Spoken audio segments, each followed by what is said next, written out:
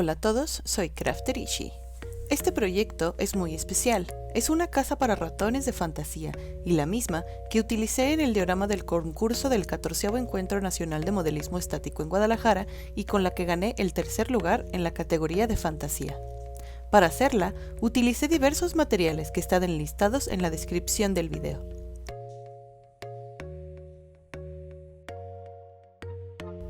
Para empezar, necesitas un juego de té infantil, de los que puedes encontrar en una papelería o en la caja de juguetes olvidados. Una vez que tienes tu taza, ponle un buen primer y una vez que se seque, píntala de color base. Yo lo pinté de negro para acabar con cualquier rastro del verde brillante. Luego, hice un pequeño boceto de cómo quería que fuera el producto final, y esto, aunque no es igual el resultado, sirve para saber qué es lo que sigue. Con esto a la mano, comienza a hacer los detalles, empezando por lo más sencillo, la puerta. Yo utilicé foamular cortado en una lámina delgada que me permitiera darle la forma que quería y que se ajustara también a la inclinación de la taza con facilidad. Pero se puede utilizar también foamy o cartón delgado. Una vez pegada la puerta, hice la chimenea. Utilicé un popote y cinta. Solo debes hacer cortes diagonales y pegar en la forma que quieras darle al tubo. Al final en la base y la parte superior usé un poco del mismo foamular que sobró de la puerta para darle detalles y lo pegué en la taza. Después viene lo más laborioso, el cuarto anexo. Marqué la curvatura de la taza en el material y con base a eso marqué el tamaño del cuarto, para después recortar y comenzar a colocar los ladrillos del mismo material. Una vez que tuve 2 hileras de ladrillo y la estructura estuvo seca, la pegué a la taza para continuar con la construcción, apegándome a la forma de la misma taza. De acuerdo a lo que tú veas son los detalles a agregar para que la casa se vea orgánica y uniforme. Luego, con la misma lámina de foamular, recorté las otras 3 paredes y agregué una pequeña ventana. Una vez que estuvieron en su lugar, comencé a colocar el techo, esto con pequeños rectángulos a modo de tejas. Y ya que todo estuvo seco, lo cubrí con una mezcla de pegamento blanco y pintura negra para crear una cobertura de protección y fijar aún más el material. Una vez que todo está seco, utilicé una pasta de efectos de AK para hacer efecto de adobe de la casa, entre las comisuras de los ladrillos y además agregué algunas grietas a la taza para que diera la impresión de que los ratones armaron y repararon a su gusto. Deja secar, puede tomar un rato.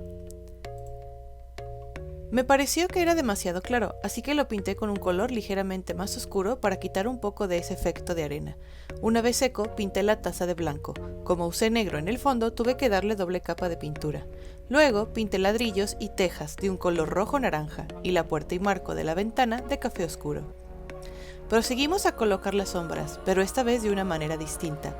Disuelves pintura negra o café en agua de manera que sea muy líquido pero aún pinte.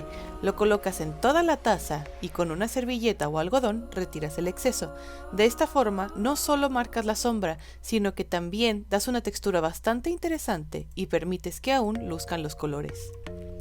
Luego pintas la chimenea. Yo utilicé un color metálico oscuro y también le coloqué un efecto de óxido de la marca Citadel. Una vez que todo está bien seco, marcas las luces y las texturas con un color crema o café claro. En este punto, tu taza empezará a lucir de verdad.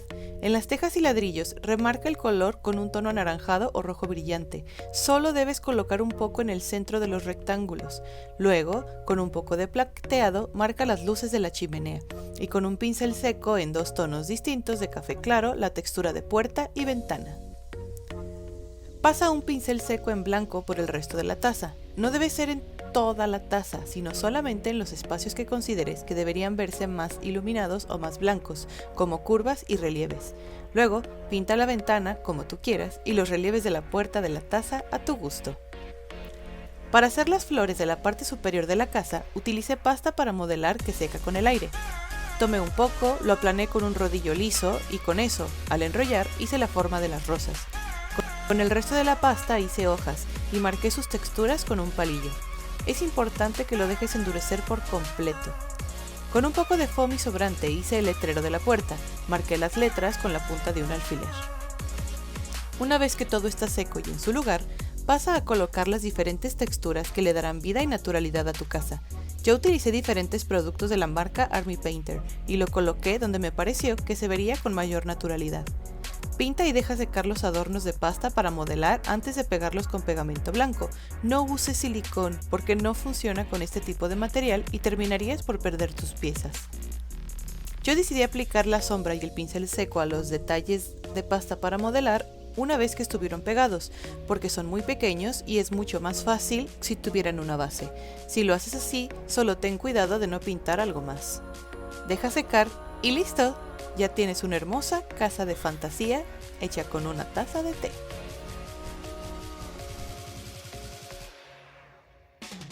Gracias por ver el video. Si te gustó, no olvides darle like y suscribirte al canal. También puedes seguirme en mis otras redes sociales como Twitter, Facebook e Instagram como Crafterishi.